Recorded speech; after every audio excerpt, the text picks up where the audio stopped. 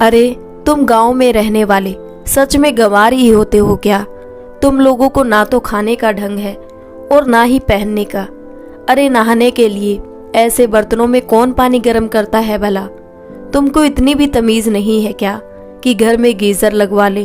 पता नहीं, मेरी भी मती मारी गई थी जो नील के प्यार में इतनी अंधी हो गई थी कि एक बार भी उसके परिवार वालों के बारे में पता लगाने की नहीं सोची, और थोड़ा सा भी सब्र नहीं हुआ मुझसे कि मैं पागल शादी ही कर बैठी नील से।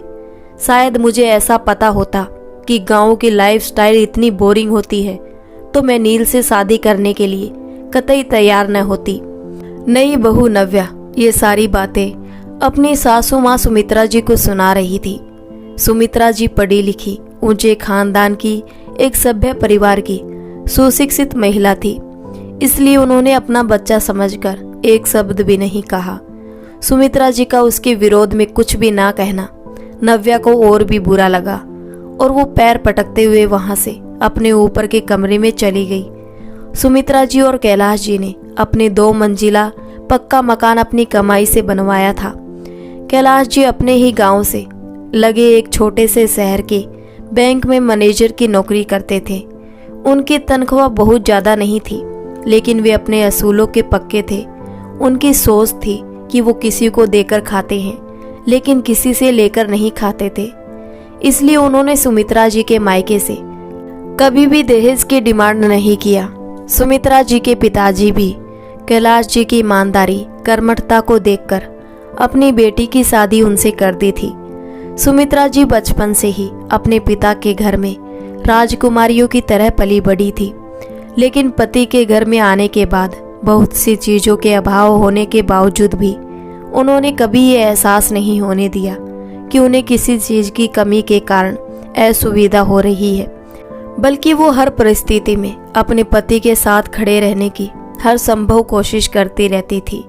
और उसी का परिणाम था उनकी इज्जत कैलाश जी की नज़रों में बहुत ज़्यादा थी। लेकिन नई नवेली बहू नव्या को तो ना तो किसी के मान सम्मान की चिंता थी और ना ही किसी की इज्जत की परवाह। उसके तो जो मन में आया बस वही बोल देती थी। उसने देखा उसकी शादी में उसके पापा ने बहुत सी कीमती सामान दिए हैं, लेकिन मेहमानों के आओ भगत और लेन देन में व्यस्त होने के कारण दहेज का सारा सामान अस्त व्यस्त बिखरा पड़ा था। लेकिन शादी के दूसरे दिन ही नव्या अपने मायके से आई और सारे सामान को अपने कमरे में रखने के लिए कह देती है। उसने ये भी नहीं देखा कि किसी को फुर्सत है या नहीं। उसे तो बस ये लग रहा था कि उसका सामान सबसे पहले व्यवस्थित होना चाहिए। उसको किसी की सुविधा से कोई मतलब नहीं था, लेकिन शादी में व्यस्त होने के कारण किसी को भी समय नहीं था उसके सामान को व्यवस्थित करने का। लेकिन नव्या की नज़र तो अपने मायके से आए हुए एसी, टीवी, फ्रिज और सोफे पर ही थी कि जल्दी से जल्दी वे सारे सामान उसके कमरे में सेट हो जाए। कहीं ऐसा ना हो कि किसी सामान को उसकी सासू माँ अपने कमरे में या घर के किसी जगह में ना लगवा ले। शादी के तुरंत बाद वो बाथरूम में नहाने गई थी, तब भी उसमें इतनी समझ नहीं थी कि वो अपनी सासू माँ से कैसे बातें करे। उसने उसी दिन उल्टा सीधा सुना दिया था कि वो गीजर में गर्म किए गए पानी से ही नहाती है। उसकी आदत नहीं है भगोने में गर्म किया गया पानी से नहाने की। यहाँ तो गीजर भी नहीं है, मैं ऐसे गवारों की तरह नहीं नहा सकती। तभी सुमित्रा जी बात का बतंगड़ ना करते हुए उसे तुरंत भगोने में पानी गर्म करके दिया ताकि बहू को किसी भी प्रकार की परेशानी ना हो। लेकिन नव्या ने सुमित्रा जी को उस पर भी 4 बातें सुना डाली। अरे मम्मी जी, आप लोग भी कौन से जमाने में जीते हो? मेरे मायके में तो हर बाथरूम में गीजर लगा है, सभी नल में गर्म पानी आता है, हम लोग जब चाहे गर्म पानी ले सकते हैं। और यहाँ देख लो, 1 मग गर्म पानी के लिए 1 घंटा इंतजार करना पड़ता है। अरे कैसे रह लेते हैं आप लोग ऐसे घर में? बहू ने मुंह बनाते हुए अपनी सास पर व्यंग्य बाण छोड़े। फिर भी सुमित्रा जी ने उसे कुछ नहीं कहा और जल्दी से गर्म पानी लाकर दे दिया। नव्या अच्छी तरह से नहाई धोई और फिर अपने कमरे में चली गई। उसका पति नील वहीं बैठकर ऑफिस का कुछ काम लैपटॉप में कर रहा था। वो उस पर भड़कते हुए बोली, अरे यार, तुम्हारे घर में कोई व्यवस्था नहीं है, ना तो बाथरूम में गीजर है और ना ही किचन में आरओ का पानी है। मैं तो नॉर्मल पानी कभी नहीं पीती हूँ। तुम तो जानते ही हो यार। तुम ऐसा करना, मेरे लिए आरओ के पानी की बोतल मंगवा देना। मैं तुम्हारे घर का नॉर्मल पानी नहीं पीऊँगी, वरना तुम तो जानते ही हो ना, मेरा गला खराब हो जाता है। कहीं मैं बीमार पड़ गई तो। नील ने एक नज़र अपनी पत्नी की ओर देखा और मन ही मन सोचा, वारे आज की जनरेशन। और फिर मुस्कुराकर कहा, ठीक है बाबा, तुम्हें नॉर्मल पानी पीने की आदत नहीं है तो कोई बात नहीं, मैं तुम्हारे लिए पानी की बोतल खरीद कर ला दूंगा। जितने दिन तुम यहाँ रहोगी तुम उसी का पानी पीना। तभी नव्या आंखें नचाते हुए बोली, ओए मिस्टर, अभी तो बोतल के पानी से काम चल जाएगा, लेकिन जब मैं दोबारा अपने मायके से यहाँ आऊँगी, क्योंकि अब तो तुम्हारे साथ मेरी शादी हो चुकी है, इसलिए मुझे तो तुम्हारे साथ ही रहना होगा। तब तो मुझे हमेशा आरओ के पानी की ज़रूरत होगी, इसलिए मेरे दोबारा आने से पहले किचन में आरओ, बाथरूम में गीज़र लगवा देना, समझे। मैं तुम्हारी माँ की तरह भगोने में पानी गर्म करके नहाने वाली नहीं हूँ। तभी नव्या को बुलाने एक बच्ची उनके कमरे में आई, जो मेहमान थी। नव्या तैयार होकर नीचे चली गई, क्योंकि आज उसकी पहली रसोई थी। सुमित्रा जी ने उसे खाने में क्या क्या बनाना है सब समझाकर उसकी मदद के लिए अपने भतीजा बहू को कहकर वो वहाँ से दूसरे कमरे में चली गई। नव्या ने पहले ज़्यादा खाना तो बनाया नहीं था, इसलिए वो मन ही मन चिड़चिड़ा रही थी। फिर भी वो मेहमानों के साथ मिलकर जैसे तैसे खाना बनाने में लगी रही। जब सभी लोग खाना खाने बैठे, तभी कैलाश जी ने 2 रोटी और खाने के लिए मांग ली। तभी नव्या खिंचते हुए बोली, पिताजी, अगर आपको रोटी ही खानी थी तो आपको पहले ही बोलना चाहिए था ना। मेरे मायके में ऐसा नहीं होता कि जब जिसका जी चाहा वही खा लिया। वहाँ गिनकर रोटियाँ बनाई जाती है। ऐसा नहीं है कि आप जब बोल देंगे तो रोटियाँ तैयार मिलेगी। अब लीजिए मेरे हिस्से की रोटी, आज मैं चावल ही खा लूँगी। कहते हुए नव्या गुस्से से कैलाश जी की थाली में 2 रोटी पटकते हुए डाली और खुद चावल निकालकर अपनी थाली में डालने लगी। कैलाश जी अपनी नई नवेली बहू का ऐसा रूप देखकर अवाक रह गए। उन्हें अपने इस तरह के अपमान की तो सपने में भी उम्मीद नहीं थी। खैर, नव्या का इस तरह का व्यवहार देखकर तो सुमित्रा जी भी चौंक गई थी, पर उनसे अपने पति का अपमान बर्दाश्त नहीं हुआ, इसलिए वो बोली, बहू, तुमने अपने हिस्से की रोटी क्यों दे दी? तुम मुझसे ले लो ना रोटी। आप तो रहने ही दीजिए मम्मी जी, जब ऐसा ही था तो पहले क्यों नहीं दे दी खुद की रोटियां? आप दोनों एक ही जैसे हो। अब चलिए चुपचाप खाना खाइए और मुझे भी चैन से खाने दीजिए। मेरे मायके में खाने के समय ऐसे बहस नहीं होती। कहकर नव्या गुस्से से जल्दी जल्दी खाना खाने लगी और सबसे पहले खाना खाकर सारे बर्तन वहीं पर छोड़कर अपने कमरे में चली गई। शादी में आए 2-4 मेहमान जो रुके हुए थे, वो भी नव्या का ऐसा रूखा सा व्यवहार देखकर दंग रह गए, लेकिन किसी ने भी उस समय कुछ नहीं कहा। जब 2-3 दिनों के बाद सभी मेहमान चले गए, तब नव्या के मायके से आए सारे सामान की धीरे धीरे फिटिंग होने लगी। नव्या के मायके से जितना सामान आया था, लगभग सारे सामान को तो उसके कमरे में रखवा दिया था, लेकिन एक बड़ा सा टीवी था जिसे सुमित्रा जी ने सोचा, इतने बड़े टीवी को कमरे में ना लगाते हुए हॉल में लगवा देंगे, और हॉल का जो छोटा वाला टीवी है उसे बहू के कमरे में लगवा देंगे, ताकि उनको भी असुविधा ना हो, क्योंकि इतना बड़ा टीवी इतने छोटे से कमरे में देखने से आंखों पर असर होता है। इसलिए उन्होंने इलेक्ट्रीशियन को बुलाया था। नव्या ने जैसे ही अपने मायके का नया टीवी हॉल में लगा हुआ देखा, वो आग बबूला हो गई और गुस्से से चिल्लाते हुए बोली, आप लोगों की हिम्मत कैसे हुई इतने बड़े टीवी को हॉल में लगवाने की? मेरे पापा ने इतनी महंगी और ब्रांडेड टीवी मुझे मेरे कमरे में लगवाने के लिए दी थी, आपने हॉल में लगा ली। किससे पूछकर लगाया है आपने? सुमित्रा जी बहू की बातें सुनकर रो पड़ी। तभी कैलाश जी बोले, अरे इसमें गुस्सा करने वाली कौन सी बात है बहू? तुम्हें नया वाला टीवी चाहिए तो वही टीवी लगवा देंगे तुम्हारे कमरे में। हमने सोचा इतना बड़ा टीवी और छोटे से कमरे में रहकर देखेंगे तो कहीं आंखों में गलत असर ना पड़े, इसलिए हमने यहाँ लगवा दिया था। लेकिन कोई बात नहीं, अगर तुम्हें चाहिए तो हम अभी इसे निकालकर तुम्हारे कमरे में लगवा देते हैं। तभी नव्या बोली, हाँ हाँ, अभी की अभी इस टीवी को निकालकर मेरे कमरे में लगवाइए। मेरी आदत नहीं है ऐसे छोटे टीवी में देखने की, आप लोगों की आदत होगी, इसलिए आप लोग ही देखिए। मेरे मायके में भी बहुत बड़ा टीवी लगा है, इसलिए मेरी आदत है बड़े टीवी में देखने की। ऐसी घटिया टीवी आप लोगों को ही मुबारक हो। ये कहकर नव्या वहां से अपने कमरे में चली गई। सुमित्रा जी अपने पति कैलाश जी से कहती है, क्यों जी, वैसे देखा जाए तो हमारे पास किसी चीज की कोई कमी नहीं है। आप भी नौकरी करते थे और हमारा बेटा भी नौकरी करता है, आपको अभी भी पेंशन मिलती है। हमारा घर खर्च अच्छी तरह से चल रहा है ना। मुझे आज किसी भी चीज की कोई कमी महसूस नहीं हुई, लेकिन जब से बहू हमारे घर में आई है तब से हमारे घर में कुछ ना कुछ कमी निकाल ही देती है। उसको तो ऐसा लगता है जैसे हमारे घर में कुछ भी नहीं है, सब कुछ उसके मायके से ही आया है। अभी हमारे घर आए उसे 4 दिन नहीं हुए हैं, लेकिन उसने इतनी बातें सुना दी कि 40 साल तक नहीं भूल पाएंगे। उसे अपने मायके का बड़ा घमंड है। कैलाश जी सुमित्रा जी को समझाते हुए कहते हैं, कोई बात नहीं भाग्यवान, बहू अभी नई नई इस घर में आई है, धीरे धीरे हमारे घर का माहौल और हम सबको समझ जाएगी।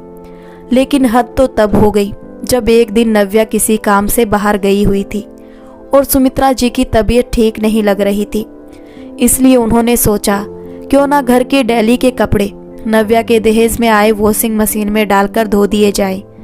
सुमित्रा जी के घर में पहले सेमी ऑटोमेटिक मशीन थी जो कुछ दिन पहले ही खराब हो गई थी, इसलिए उन्होंने नव्या के दहेज की फुल ऑटोमेटिक मशीन में सारे कपड़े डाले और पहले वाली वॉशिंग मशीन की तरह पहले पानी भर दिया और डिटर्जेंट डालकर मशीन चालू कर दिया। लेकिन मशीन अनबैलेंस बताकर बंद हो गई और कपड़े धुले ही नहीं। सुमित्रा जी की तबीयत खराब होने के कारण सोती रह गई। नव्या जब घर पहुंची तो देखा सारे कपड़े वॉशिंग मशीन में रखे हुए हैं और धुले भी नहीं है और सासू माँ बिस्तर पर आराम फरमा रही है, तो वो गुस्से से आग बबूला हो गई। फिर क्या था, वो दंदनाती हुई सुमित्रा जी के कमरे में गई और उनका ओढ़ा हुआ कंबल को खींचते हुए जोर से चिल्लाते हुए बोली, माँ जी, ये आपने क्या किया? सुमित्रा जी हड़बड़ाकर उठी और कहा, क्या हुआ बहू, तुम इतना चीख क्यों रही हो? तभी नव्या बोली, अच्छा चीखूं नहीं तो क्या आपकी आरती उतारूं? बहू क्या हुआ, थोड़ा शांत होकर मुझे बताओ, मेरी तबीयत ठीक नहीं लग रही है। सुमित्रा जी ने कहा, अच्छा तो सुनिए, जब आपको किसी चीज के बारे में मालूम ही नहीं रहता तो आप करती ही क्यों है? आपने पहले इतनी महंगी और फुली ऑटोमेटिक मशीन चलाया था क्या, जो आज आपने बिना मुझसे पूछे चला लिया? और वहां जाकर देखिए उसका नतीजा क्या हुआ है। कपड़े जैसे के वैसे ही है और वॉशिंग मशीन बंद पड़ी है। नव्या अपना कड़वा सा मुंह बनाते हुए बोली। तभी सुमित्रा जी हड़बड़ाकर उठी और धम से बिस्तर पर ही गिर पड़ी। उन्हें वहीं चक्कर आ गया, क्योंकि वो कुछ दिनों से उदासी उदासी रहने लगी थी, इसलिए खाना भी कम ही खा रही थी और ऊपर से तबीयत भी खराब हो गई थी, इसलिए कमजोरी के कारण उन्हें चक्कर आ गया।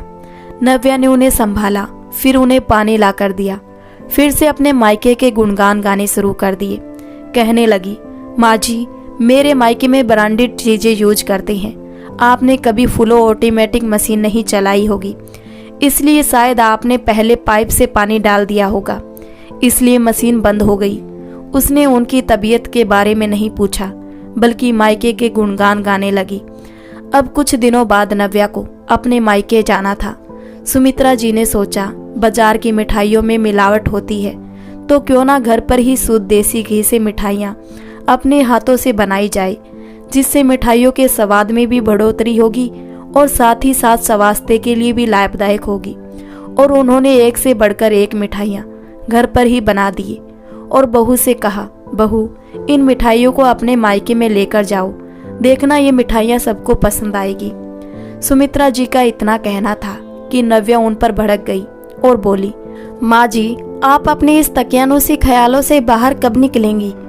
मेरे मायके में बड़े बड़े 5 स्टार होटल से मिठाइयाँ आती है, आपके जैसे घर की बनी हुई घटिया मिठाइयाँ नहीं खाते वे लोग। अगर मैं ये सब लेकर जाऊंगी ना तो मेरी तो नाक ही कट जाएगी। हम लोग अपना स्टैंडर्ड मेंटेन करके रखते हैं, आप लोगों का क्या है? ना ही अपनी इज्जत की फिक्र है, ना ही मान सम्मान की। लेकिन मेरे मायके में ये सब नहीं होता। समझिए आप लोग ठहरे गांव वाले, आप लोगों का घर तो छोटा सा है और मेरे पापा की तो बहुत बड़ी हवेली है। मेरे पापा शहर के बड़े बिजनेसमैन हैं। वो तो नील मुझे पसंद आ गया, इसलिए मैंने पापा से उससे शादी करने की जिद की। उन्होंने मेरी शादी उससे करवा दी, वरना आप लोग तो मेरे मायके वालों के मुकाबले कुछ भी नहीं हो। तभी कैलाश जी को बहू की बातें बर्दाश्त नहीं हुई और वे बीच में टोकते हुए बोले, बहू, अब लव मैरिज तो तुमने ही की है तो कोई क्या ही कर सकता है। हम लोग तो नहीं गए थे तुम्हारा हाथ मांगने। तुम्हें हमारा बेटा पसंद आया, इसलिए तुमने उससे शादी की है। और रही बात हैसियत की, तो पैसे ही सब कुछ नहीं होते बेटा, इंसान का व्यवहार ही सब कुछ होता है। चाहो तो तुम हमारे पूरे मोहल्ले, पड़ोस, यहाँ तक कि मेरे ऑफिस में जाकर पूछ लो कितना नाम और इज्जत है हमारी। तुम्हें सुमित्रा की बनाई मिठाइयाँ नहीं ले जाना है तो मत ले जाओ, लेकिन बात बात पर अपने मायके का धौंस मत दिखाया करो। कैलाश जी की बातें सुनकर बहू चुप हो गई, लेकिन उसका मन सुमित्रा जी द्वारा बनाई मिठाई काजू कतली पर ही था। वो मिठाई उसकी पसंदीदा मिठाई थी और देखने में किसी 5 स्टार होटल की मिठाई से कम नहीं लग रही थी। इसलिए उसने चुपचाप एक डिब्बा मिठाई उठाई और अपने कमरे में चली गई। सारा सामान पैक किया और वो मिठाई अपने कपड़े के साथ रख लिया। सोचा बाद में खा लेगी, लेकिन उस समय उसका मूड थोड़ा खराब था। लेकिन वो उस समय मिठाई को नहीं खा पाई और वो मिठाई लेकर अपने मायके चली गई। उसके मायके में जिसने भी वो मिठाई को खाया, सबने तारीफ किया। सभी लोग उससे पूछ रहे थे कि उसने कौन से होटल से खरीदी है। जब उसने अपनी सासू माँ का नाम बताया, सबने उसकी सासू माँ की खूब तारीफें की। तब नव्या को मन ही मन शर्मिंदगी महसूस हुई। इधर सुमित्रा जी अपने पति कैलाश जी से बोली, क्यों आपने उसे ये सब कह दिया, जाने देते ना। सुमित्रा, बात बात पर वो तुम्हारा अपमान करती रहती है, जब देखो तब अपने मायके का घमंड दिखाती रहती है। तुम भी किसी से कम नहीं हो, ये बात मैं अच्छी तरह से जानता हूँ, कैलाश जी ने कहा। एक दिन नव्या के मायके से कैलाश जी को फोन आया कि नव्या के छोटे भाई नरेंद्र की सगाई है, उसमें आप सभी को आना है। कैलाश जी ने उन्हें बधाइयाँ दी और आने के लिए हाँ कहकर फोन काट दिया। लेकिन जब नव्या ने सुना तो वो बोली, देखिए पापा जी, आप लोग वहाँ आइएगा तो थोड़े ढंग के कपड़े पहन कर आइएगा, ऐसे फटीचर वाले कपड़े मत पहन लेना, वरना वहाँ उतने बड़े बड़े लोग होंगे, भरी महफिल होगी, तब ऐसा ना हो कि मुझे आप लोगों का परिचय देने में भी शर्मिंदगी महसूस हो। 4 लोगों के सामने मेरी नाक मत कटवा दीजिएगा, इसलिए पहले ही बता देती हूँ, वरना आप लोग कहेंगे पहले बताया नहीं। इतना कहकर वो अपने मायके चली गई। बहू के मायके में सगाई वाले दिन बेटा नील अपने मम्मी पापा के साथ पहुंच गया। अपने मायके में अपने सास ससुर को आया देखकर नव्या अपना नाक कान सिकोड़ने लगी। उसका व्यवहार उनके प्रति बिल्कुल भी अच्छा नहीं था। ना तो उसने अपनी सास के साथ अच्छे से बात की और ना ही मान सम्मान दिया। थोड़ी औपचारिकता निभाने के बाद, चाय पानी पूछने के बाद उसने किसी से भी बात नहीं किया। बेचारे दोनों सास ससुर जैसे तैसे उसके भाई की सगाई अटेंड करके घर वापस आए। दोनों पति पत्नी को बहू के मायके वालों का व्यवहार बहुत ही बुरा लगा। अब उन्होंने अपने मन में सोच लिया था कि शादी में नहीं जाएंगे, सिर्फ बेटा बहू ही चले जाएंगे। सगाई में हुए अपमान को वे दोनों अभी भी नहीं भूल पा रहे थे। बहू तो बहू, ना ही उसके मायके वालों ने उनके साथ ढंग से बात की थी। बहू नव्या तो बस अपने मायके का दिखावा करने में लगी हुई थी। अपने घर जाकर सुमित्रा जी ने कैलाश जी से कहा, सुनिए जी, हमारे कपड़ों में या हमारे रहन सहन में ऐसी क्या कमी रह गई थी? जैसे बहू के रिश्तेदार लोगों ने कपड़े पहने थे, उनसे कहीं अच्छे कपड़े तो हम लोगों ने पहने थे ना। और मुझे नहीं लगता कि हमारे रहन सहन में कोई कमी थी। अब तो मैं बहू के मायके शादी में नहीं जाऊंगी। कैलाश जी ने भी प्यार से पुचकारते हुए कहा, अरे ठीक है बाबा, मत जाना, कौन तुम्हें जबरदस्ती भेज रहा है? मैंने तो तुम्हारे साथ जबरदस्ती किया ही नहीं, तुम्हारी मर्जी का हर जगह सम्मान किया है। और इत्तेफाक से जिस दिन बहू के मायके में शादी थी, उसी दिन सुमित्रा जी की बहन की बेटी की भी शादी थी। इसलिए सुमित्रा जी और कैलाश जी अपनी बहन के घर चली गई और बेटा बहू अपने मायके गए। शादियां अच्छी तरह से संपन्न हो गई और सभी लोग घर आ गए। एक दिन सुमित्रा जी के मायके से फोन आया कि उनके भतीजे को बेटा हुआ है, तो उनको बधाई लेकर जाना है। सुमित्रा जी के मायके में ये प्रथा थी कि अगर मायके में कोई भी नए मेहमान का जन्म होता है तो बुआ बधाई लेकर आती है। इसलिए सुमित्रा जी को भी बधाइयों में ढेर सारा सामान लेकर जाना था। बच्चों के लिए कपड़े, सोना चांदी के आभूषण, माँ के लिए कपड़े, पिता के लिए कपड़े, मिठाइयाँ और भी ढेर सारे उपहार लेकर जाती है। और जब वापस आती है तो उसके मायके वाले भी ढेरों उपहार देकर विदा करते हैं। इस प्रकार खूब धूमधाम से बधाइयाँ मनाई जाती हैं। नाच गाना होता है मायके में। नन्हे मेहमान के स्वागत की खुशी में सुमित्रा जी बधाई के सामान की खरीदारी करने में जुट जाती है। वो बहुत ही प्रसन्नचित्त दिखाई दे रही थी। उनके पैर तो मानो जमीन पर ही नहीं टिकते हैं। वे खुशी खुशी अपने पति से कहती है, सुनिए जी, कितने सालों बाद मेरे भाई के घर में खुशियों ने दस्तक दी है। मैं तो सोने की चैन, चंद्रमा वाला लॉकेट और बच्चे के हाथ का चूड़ामणि भी लूंगी और घर के सभी लोगों के लिए ढेर सारे उपहार भी लेकर जाऊंगी, क्योंकि बहुत दिन हो गए भाइयों के घर गए। अब एक के लिए ले जाओ और एक के लिए नहीं तो अच्छा नहीं लगता ना। कैलाश जी बोले, हाँ सुमित्रा, तुम सही कह रही हो, मैं अभी आया। ये कहकर वो अपने बैंक में जमा पैसे निकलवाने चले गए और उन पैसों से सुमित्रा जी को जो जो मांगे थी सारी पूरी कर दी। सुमित्रा जी बहुत ही खुश नजर आ रही थी। कैलाश जी सुमित्रा जी को खुश देखकर बहुत ही आनंदित अनुभव कर रहे थे, वरना कुछ दिन पहले हुए आहत से वे दोनों पति पत्नी बहुत ही उदास हो गए थे। सुमित्रा जी ने एक सुंदर सा झूला भी खरीदा जो चारों तरफ रंग बिरंगे मोतियों की माला से सजी हुई थी। उसमें बीच बीच में सुमित्रा जी ने गुब्बारे चिपका दिए थे जो देखने में बहुत ही आकर्षक लग रहा था। नव्या ने ऐसा सब अपने मायके में कभी नहीं देखा था, क्योंकि परंपरा के नाम पर उसके मायके में ऐसा कुछ भी नहीं होता था। उसे ये सब नयापन लग रहा था और अच्छा भी लग रहा था, और वो अचंभित भी हो रही थी कि उसकी सासू माँ के पास कितना दिमाग है। वो तो उन्हें बिल्कुल गंवार ही समझ रही थी, लेकिन वो तो उससे ज़्यादा चतुर है। उन्हें हर चीज़ की समझदारी है। वो अपने मायके के लिए कितना कुछ कर रही है। एक दिन उसने अपनी सास से कह ही दिया, माँ जी, आप इतना कुछ मायके लेकर क्यों जा रही है, जबकि मायके वाले तो हमेशा देते ही है ना। और मैंने तो आपको आपके मायके जाते कभी देखा ही नहीं। मुझे इस घर में आए पूरा 1 साल हो गया। आप एक बार भी मायके नहीं गई और आज जा रही है तो इतना कुछ लेकर जा रही है।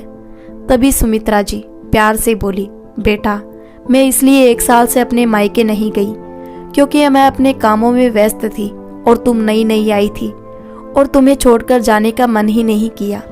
और आज जब मौका मिल रहा है तो पूरे धूमधाम के साथ जाऊंगी अपने मायके, और तुम भी चलना मेरे साथ मेरे मायके।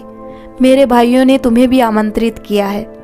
तभी नव्या आंखें नचाते हुए मुंह मटकाते हुए बोली, ना बाबा ना, मैं आपके मायके, और वो भी गांव में। मैं वहां जाकर क्या करूंगी माँ जी, मैं तो अपने घर में ही ठीक हूँ। ना तो आपके मायके में ढंग के घर होंगे और ना ही ढंग की व्यवस्था होगी। मैं तो वहां एडजस्ट नहीं कर पाऊंगी। ना तो गांव में ढंग की लाइट रहती है, ना ही इलेक्ट्रॉनिक गैजेट होंगे। सुमित्रा जी प्यार से बोली, बेटा, तुम एक बार तो मेरे मायके चलकर देखो, शायद तुम्हें वहां यहाँ से भी ज़्यादा अच्छा लगेगा। नव्या बोली, क्या बात कर रही हो माँ जी, यहाँ से भी अच्छा लगेगा, ऐसा हो ही नहीं सकता। तभी नील वहां आ जाता है और कहता है, हाँ नव्या, मम्मी ठीक कह रही है, तुम एक बार मामा जी के घर चलकर तो देखो। और मामा जी ने हम सबको निमंत्रण दिया है तो हम सबको तो जाना ही होगा। और अगर तुम्हें वहाँ अच्छा नहीं लगेगा तो हम कार्यक्रम के दूसरे ही दिन वापस आ जाएंगे। मम्मी पापा 2-4 दिन और रुक कर आएंगे। नील की बातें सुनकर नव्या बात को टाल नहीं पाई और तैयार हो गई सुमित्रा जी के मायके जाने के लिए। नव्या बेमन से तैयार हो जाती है, लेकिन मन ही मन सोच रही होती है कि पता नहीं गांव का माहौल कैसा होगा, वहां गांव में रह पाएगी या नहीं, वो गांव में कैसे रहेगी, वो कभी गांव में रही ही नहीं। आखिरकार वो दिन भी आ गया जब सुमित्रा जी ने पूरे परिवार के साथ बधाई लेकर अपने मायके जाने के लिए तैयार होकर निकल गई। जैसे ही वो अपने मायके के गांव में पहुंची तो देखा गांव के बाहर ही ढोल नगाड़ों के साथ उनका स्वागत किया गया। पूरे परिवार के लोगों ने गांव के बाहर खड़े होकर सुमित्रा जी और कैलाश जी और उनके बेटे बहू का बहुत ही धूमधाम के साथ स्वागत किया। ढोल नगाड़े बज रहे थे, पूरे रास्ते फूलों की बारिश हो रही थी। सुमित्रा जी के मायके के सारे बच्चे और औरतें डांस कर रहे थे। सुमित्रा जी भी उनके साथ नाचने लगी। तभी सुमित्रा जी के सबसे बड़े भाई, जो लगभग 60 वर्ष के होंगे, उन्होंने एक सुंदर सी बग्गी लाई जिसमें 2 घोड़े आगे लगे हुए हैं। उस बग्गी में अपनी बहन बहनोई, उनके बेटे बहू को बैठाकर पूरे गांव में फेरी लगवाई। बहुत ही धूमधाम से बहन बहनोई और उनके बेटे बहू का स्वागत करते हैं। ऐसे भव्य स्वागत को देखकर नव्या की आंखें तो फटी की फटी रह गई। उसने तो सोचा था जब उसकी सास इतनी मिडिल क्लास है तो उनके भाई लोग तो उनसे भी घटिया होंगे, उन्हें बात करने की भी तमीज नहीं होगी, रहने खाने की तो दूर की बात। लेकिन इतना कुछ देखकर तो वो दंग रह गई। उसे तो अपनी आंखों पर विश्वास ही नहीं हो रहा था। जैसे ही पूरे गांव की सैर करके बग्गी माँ जी के घर के सामने रुकी, उसने देखा एक बहुत ही बड़ा शानदार घर बना हुआ है, जो इतना बड़ा है कि ऐसे लग रहा है मानो इतने बड़े घर में 4 से 6 घर एक साथ बन जाएंगे। नव्या अपनी आंखों को बड़ी करके गर्दन इधर उधर घुमा घुमा कर अपनी सास के मायके के घर को देखती रह गई। अब वो जैसे ही अंदर प्रवेश करती है, क्या देखती है, घर तो पूरा पक्का बना हुआ है। घर का बाड़ा इतना बड़ा है कि उसमें 3 कार आराम से खड़ी है। बड़े बड़े दालान है, 3-3 आंगन है। एक आंगन में गाय और भैंस बंधी हुई है, दूसरे आंगन में सभी लोग रहते हैं, जिसमें चारों तरफ कमरे हैं और दालान बने हुए हैं। और पीछे वाले आंगन में तो पूरी बगिया ही लगा रखी है। इतना शानदार घर देखकर नव्या के तो होश उड़ गए। शहरों में तो ऐसा घर कभी देखने को भी नहीं मिलते थे उसे। वो मन ही मन सोच रही थी, यार इतने बड़े घर तो शायद शहर में होते ही नहीं है। बड़े बड़े घर तो सिर्फ गांव में ही देखने को मिलते हैं। तभी उन्हें पूरे मान सम्मान के साथ कुर्सियों पे बैठाया जाता है और सुमित्रा जी की बड़ी भाभी ने बड़े से परात में उनके पैर धुलाए और साफ टॉवल से उनके पैर पोंछे। फिर चावल और सिंदूर का टीका लगाकर गले मिले और खूब मान सम्मान दिया। उनका इस तरह का मान सम्मान देखकर नव्या की आंखों में आंसू आ गए। नील ने उसे अपना रुमाल दिया। अब आई खाने की बारी। खाने में तरह तरह की मिठाइयाँ थी। जब सुमित्रा जी और कैलाश जी और उनके बेटे बहू के लिए थालियां सजकर आई तो नव्या तो कटोरियां ही गिनती रह गई। 8 प्रकार की सब्जी बनी थी, 3 तरह की रोटी बनी थी, बाजरा, मक्के, गेहूं, आटे की। रात में खाना खाने के बाद सभी लोग बातें करने लगे, लेकिन नव्या के मन में बेचैनी बढ़ रही थी कि वो कब अपनी सासू माँ से पूछे कि माँ जी, आपका मायका इतना बड़ा है और इतना अच्छा है, लेकिन आपने कभी जताया नहीं कि इतना बड़ा है। कुछ समय बाद आखिरकार उसे वो मौका मिल ही गया। वो सीधे अपनी सासू माँ की चारपाई के पास गई और उनके पास बैठकर पूछने लगी, माँ जी, मामा जी क्या करते हैं और आपका इतना बड़ा मायका है, लेकिन आपने मुझे कभी बताया नहीं। तभी सुमित्रा जी बोली, बेटा, खानदानी लोगों की यही पहचान होती है। मैं तो बचपन से ही महारानियों की तरह पली बड़ी थी। मुझे बचपन में ही नाजों से पाला गया था, लेकिन शादी के बाद नील के पापा को बिल्कुल भी पसंद नहीं था कि मैं अपने पापा से कोई मदद लूं। वे अपने असूलों के पक्के हैं। वे एक ईमानदार और कर्मठ व्यक्ति हैं, अपने कर्म पर विश्वास करने वाले व्यक्ति हैं। इसलिए मेहनत करके जितना कमा लिए बस उसी में खुश रहना उन्हें पसंद है। इसलिए मैंने कभी भी अपने पापा भाइयों से कोई मदद नहीं ली। और तुम्हारे दूसरे पर्सन का जवाब है, तुम्हारे मामा जी अर्थात मेरे भाई बहुत बड़े जमींदार हैं। इस गांव में सबसे ज्यादा जमीन मेरे मायके में ही है। और तो और जब खेत और तुम फार्म हाउस देखोगी ना तो तुम और भी खुश हो जाओगी। क्या क्या कहा मम्मी जी? मामा जी का फार्म हाउस भी है? हाँ बेटा, पास वाले खेत पर ही छोटे वाले मामा ने फार्म हाउस बना रखा है, जिसमें ट्यूबवेल भी लगा रखा है। बिजली की आपूर्ति के लिए सोलर पैनल भी लगा रखा है। सोलर पैनल का नाम सुनकर नव्या खुश हो गई। उसे सोलर पैनल देखने की इच्छा होने लगी। वो फार्म हाउस देखने जाने की जिद करने लगी। तभी नील बोला, नव्या, आज पूरे 2 दिन हो चुके हैं, तुम्हें अच्छा नहीं लग रहा होगा तो क्या घर चलें? तभी नव्या उसे बड़ी बड़ी आंखें निकाल कर बोली, नहीं नील, अभी मुझे और रुकना है, मुझे यहाँ बहुत अच्छा लग रहा है। और वो अपनी सासू माँ के पास चली गई। उन्होंने आगे कहा, बेटा वहाँ 2-3 कमरे भी बने हुए हैं ताकि वहाँ थोड़ी देर आराम भी कर सके। वहाँ बागवानी भी है, घर की सारी सब्जियाँ वहीं से आती है, बाहर से कभी सब्जी खरीदने की जरूरत ही नहीं पड़ती, बल्कि हर सप्ताह सब्जी बेचने मंडी ले जाते हैं। अपनी सासू माँ की बातें सुनकर नव्या के तो होश ही उड़ जाते हैं कि सासू माँ के मायके वाले इतने पैसे वाले हैं, लेकिन उन्होंने मायके का कभी घमंड नहीं किया। 3-3 कार है, इतना बड़ा घर है, फार्म हाउस है, इतनी सारी जमीन जायदाद है, लेकिन कभी भी उन्होंने एहसास नहीं होने दिया। और एक मैं हूँ, मैं तो बात बात पर अपने मायके की धौंस अपने परिवार वालों को दिखाई हूँ। सासू माँ के मायके की औकात के सामने अपने मायके की औकात उसे फीकी लग रही थी। उसकी बोलती बंद हो गई थी। सासू माँ के मायके के आगे मेरा मायका तो ना के बराबर है। मेरे मायके का घर तो सिर्फ 3 मंजिला है, वो भी 400 गज में, लेकिन यहाँ तो पूरा 4000 गज का एक ही घर बना हुआ है, और आंगन और दलान तो अलग ही है। अब नव्या को बार बार वही बातें याद आ रही थी जब उसने अपनी सासू माँ को अपने मायके की धौंस दिखाई थी। अब उसकी आंखों के सामने वो सारे दृश्य घूमने लगे, जिस प्रकार उसने अपने सास ससुर के साथ दुर्व्यवहार किया था। अब वो अंदर ही अंदर आत्म गलानी से भरती जा रही थी। अब वो जल्दी से जल्दी अपने घर में जाकर अपनी सासू माँ और घर के सभी लोगों से माफी मांगना चाहती थी। पूरे 4 दिनों के बाद सुमित्रा जी, कैलाश जी और उनके बेटे बहू को उनके मायके वालों ने पूरे मान सम्मान के साथ विदा किया। साथ में ढेर सारे उपहार भी दिए। नव्या के लिए इतनी महंगी साड़ी दी और इतनी सुंदर साड़ी दी कि वो उस साड़ी को पाकर भाव विभोर हो गई थी। सुमित्रा जी को भी उनके पसंद की साड़ी दी गई थी। कैलाश जी को उनके पसंद के कुर्ते पजामे और नील को उसके पसंद की ड्रेस दिए थे। जब सभी लोग अपने घर आ गए तब नव्या अपनी सासू माँ के कमरे में गई और बोली, माँ जी, आपके मायके में सब लोग इतने पैसे वाले हैं, आप बचपन से महारानियों की तरह रही है, लेकिन कभी क्यों नहीं जताया कि आप भी इतने पैसे वाले की बेटी हैं, जबकि मैंने आपका कितनी बार अपमान किया, अपने मायके की बड़ाई की, लेकिन आपने कभी कुछ नहीं कहा। मुझे बहुत बुरा लग रहा है मम्मी जी, प्लीज़ मम्मी जी मुझे माफ़ कर दीजिए। जब तक आप माफ़ नहीं करेंगी मैं यहाँ से नहीं जाऊँगी।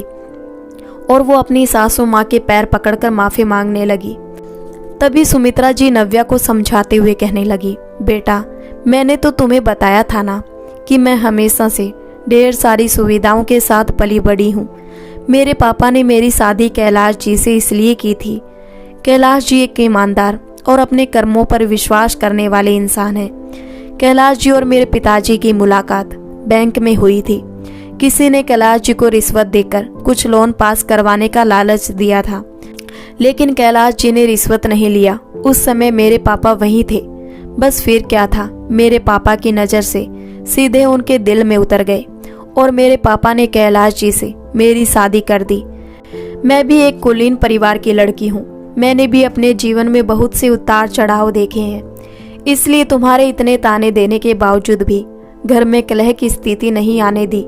मुझे विश्वास था तुम्हें एक ना एक दिन अपनी गलती का एहसास जरूर होगा, और नतीजा आज तुम्हारे सामने है। इसलिए बहू शेर तो सास सवा शेर होने से काम नहीं बनता, बल्कि और बिगड़ जाता है, समझी बहू। इसलिए मैंने अपने मायके का जिक्र एक बार भी तुम्हारे सामने नहीं किया। सासू माँ की बातें सुनकर नव्या अपनी सासू माँ को गले से लगा लिया और रो रो कर माफी मांगने लगी। तभी सुमित्रा जी हंसकर बोली, अरे बहू, कभी कोई माँ अपनी बेटी से नाराज भी होती है भला? मैं तो कभी नाराज थी ही नहीं, क्योंकि मुझे मालूम था तुम अभी नादान हो। एक ना एक दिन तुम्हें जरूर समझ आएगी। और सुबह का भूला अगर शाम को घर आ जाए तो उसे भूला नहीं कहते, समझी। और दोनों खिलखिलाकर हंस पड़ी। दोस्तों, हर इंसान एक दुकान की तरह होता है और जुबान ताले की तरह। जब जुबान खुलती है तभी पता चलता है कि वो दुकान सोने की है या कोयले की। इसलिए कभी भी किसी का अपमान नहीं करना चाहिए, क्योंकि सभी के पास दिल होता है। अगर हम किसी का अपमान करेंगे तो कहीं ना कहीं परमात्मा का अपमान कर देते हैं, क्योंकि सभी की आत्मा में परमात्मा का अंश होता है। उस परमात्मा का कभी अपमान नहीं करना चाहिए। तो दोस्तों, आपको ये कहानी कैसी लगी? अगर अच्छी लगी हो तो वीडियो को लाइक कर दें और हमारे चैनल सोशल स्टोरी को सब्सक्राइब कर लें।